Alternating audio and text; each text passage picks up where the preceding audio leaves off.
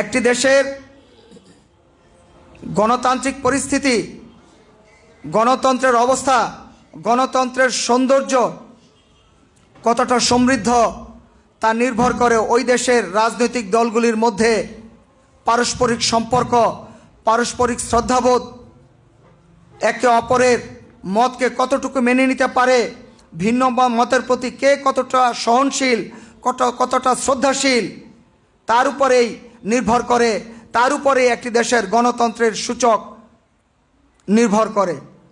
কাজেই জাকের পার্টি চায় গত 5 দশকের সমস্ত কিছু পিছনে ফেলে ব্যর্থতা থেকে শিক্ষা নিয়ে আমাদের জাতীয় রাজনীতিতে, জাতীয় রাজনৈতিক সংস্কৃতিতে এমন গুণগত পরিবর্তন সূচিত হবে যাতে করে আর অন্যায়, নিপীড়ন, নির্যাতন এবং আইনের অপপ্রয়োগ না হয়, ভিন্ন মতকে বিদ্বেষমূলক বক্তব্য দিয়ে মোকাবেলা করা না হয়, সমাজে আর যেন ঘৃণা আর বিদ্বেষ ছড়ানো না হয়।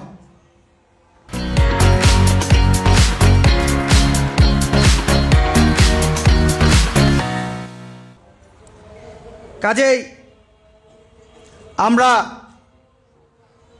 আহ্বান জানাবো দায়িত্বশীল মহল থেকে শুরু করে সকল দেশপ্রেমিক রাজনৈতিক মহল, সকল ইসলামী দলের প্রতি যে আপনারা বাংলাদেশের রাজনীতিতে আবার আস্থা ফিরিয়ে আনুন, জনগণের আস্থা তৈরি করুন, আদর্শ ফিরিয়ে আনুন, রাজনীতিতে আপনারা পবিত্রতা ফিরিয়ে আনুন।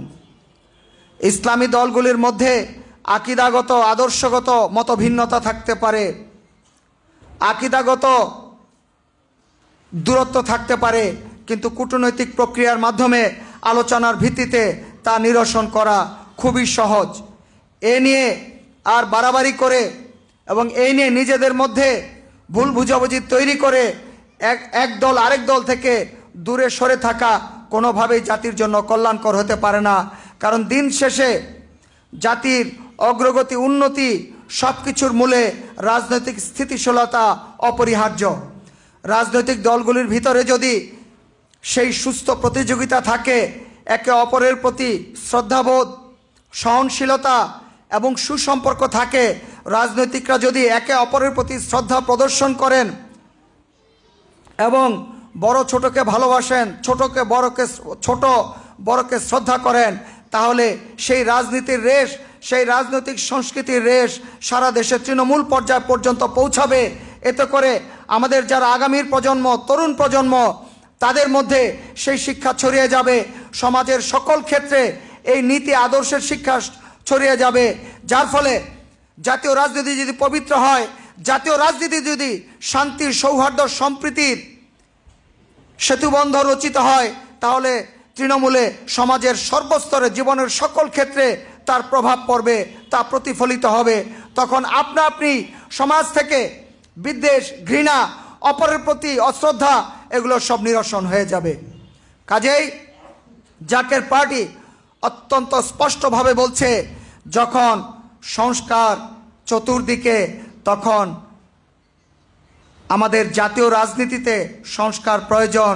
রাজনৈতিক দলগুলির আন্তঃসম্পর্ক, সেখানে সংস্কার প্রয়োজন। জাতীয় রাজনৈতিক সংস্কৃতির যে বর্তমান পরিস্থিতি, সেখানে সংস্কার প্রয়োজন।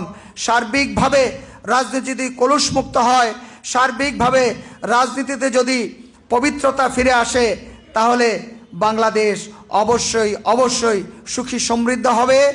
বাংলাদেশের রাজনৈতিক স্থিতিশীলতা দীর্ঘস্থায়ী হবে এবং এই সকল উপাদানের উপর ভিত্তি করেই কল্যাণ রাষ্ট্র বাংলাদেশ প্রতিষ্ঠা হবে।